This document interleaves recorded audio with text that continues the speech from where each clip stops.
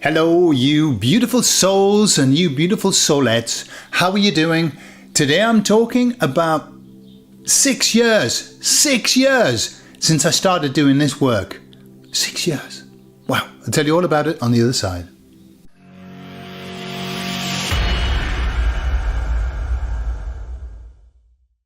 So yeah, 6 years ago, more or less, I'm saying 6 years, I think it's about 6 years ago.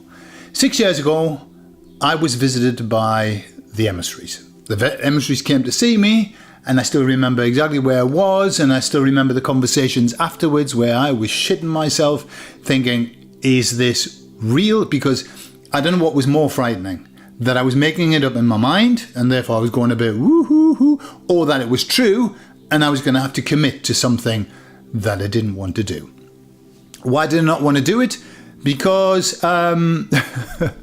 because my presence on the internet was a business presence with, like it's a niche following, our Spanish channel, but it's quite big and we're quite well known. And I was going to suddenly start talking about messengers of God. And so I was a bit worried about that. Anyway, as we know, it worked out beautifully anyway. And sometimes people from the other channel find me and go, wow, I didn't realize, Gordon, that you did that. And, very rarely do people say, hey, I found out, what an idiot. And no, very rarely, no, never. And so I started giving these messages. And the messages right from the beginning, often I'll go back and I'll listen to the early messages just to see what's been said. And there's the same message. It's the same message. God, we've covered some ground. Boy, have we covered some ground. And this is the idea that I've got. Because right at the beginning, I said to the emissaries, when the job's finished, please let it be finished. I don't want to be going on and on and on, making an arse of myself. Like people that have like something that's really good, and then they just milk it, and then it becomes ridiculous. And they said, no, when the job's finished, it'll be finished and we'll be very happy and everything. I didn't realize at the time, their inference was that it's just a short-term job. But their perception of time compared to mine is completely different. Completely different. So for them, it was, when the job's done, it's job and finish. It was a job and finish. That's what I had. So yeah, it's 6 years down the line. Do I get the sense that the job's finished? No, I do not get the sense that the job's finished. And I'll explain why. So the first thing that they said, literally, is, and I'm not using literally like the young people, literally I walked in and literally looked around. No. They literally said word for word, this is a message of great hope. We're bringing a message of great hope about the Great Awakening. Okay? And that's never changed. Personally, I believe that that's the only message that they've got. Their message is, there's great hope because the Great Awakening is upon us. That's it. Now, they've kind of given me that message in 1,000 different ways. 1,000 different ways of saying it. We've talked about timelines, we've talked about soulmates, we've talked about demonic possession, we've covered everything. And yet every time that I say to them, how is everything? They say, everything is going as it should be. They've never ever stopped saying that. Ever. Since the beginning.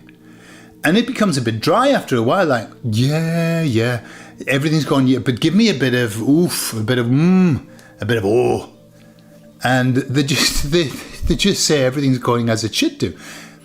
So what's the point? What's the point? What I see the emissaries doing as a job is to be like cheerleaders. Cheerleaders that are letting everybody know that it's okay, everything's going to be fine.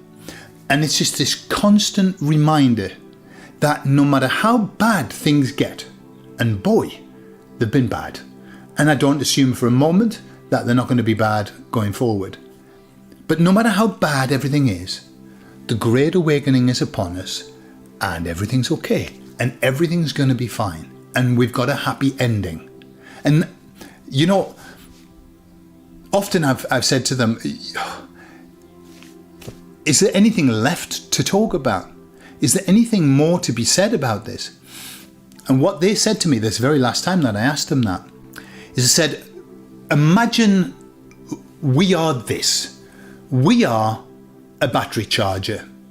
And so what happens is we give the message, you pass the message on, people listen to the message and they charge the batteries back up again. And then they can go on doing what it is that they're here to do. That's basically their job. Cheerleaders, to give a bit of oomph to everybody. It isn't that they're going to tell us anything wowzer, anything that's going to change your life forever, other than maybe the initial message. But once you have the message, there's nothing that they're going to say that's going to be radical. It's just, they're going to keep saying the same thing. It's okay. Everything's okay. Everything is okay, and everything is going to be fine. And in many ways, I'm extremely proud of the emissaries and of their absolute stickability on never giving me any more than that. They won't. They've never, right, you know, sometimes I like trick them. I don't trick them. They'll be listening. I don't trick them. But I ask like a tricky question to try and get them to give me a percentage, to try and get me to explain how much down the line we are, and get them to talk about things that they wouldn't normally talk about. And sometimes they'll give me a little bit of something, but they always say, but that's not our remit, that's not our area. And so we don't have the ability to talk about that with any authority. However, blah, blah, blah, blah. But they've been absolutely rigid in the fact that they will not give details, they will not make forecasts or prophecies of dates, they will do nothing. Never. And I like that. I like that. And the reason that I like that is because I've seen some very accomplished channelers, very wonderful people who, how can I put it? When we were going through the pandemic, people wanted to know when it was going to end. People wanted to know when it was going to be over. And so there was this massive, massive pressure on people who were channeling to come up with dates. And not just people who were channeling, people with cards or whatever, any kind of divination process. And lots of them did it. And I have a feeling, you know, there's a very fine line between channeling something and slipping in a bit of your own stuff. You know, God knows. The emissaries always say to me that in their messages, it's about 70% the emissaries' messages and 30% my thing that I'm putting in. Okay, fair enough. But I have a feeling that lots of people found themselves under such pressure to give something because people wanted something. They didn't want to hear everything's going to be all right. They wanted by June, it's going to be sorted, by blah, blah, blah. And unfortunately, what happened was I think some really good channelers and some people who have tremendous gifts lost a lot of credibility because of that. Because, you know, they promised things that didn't happen.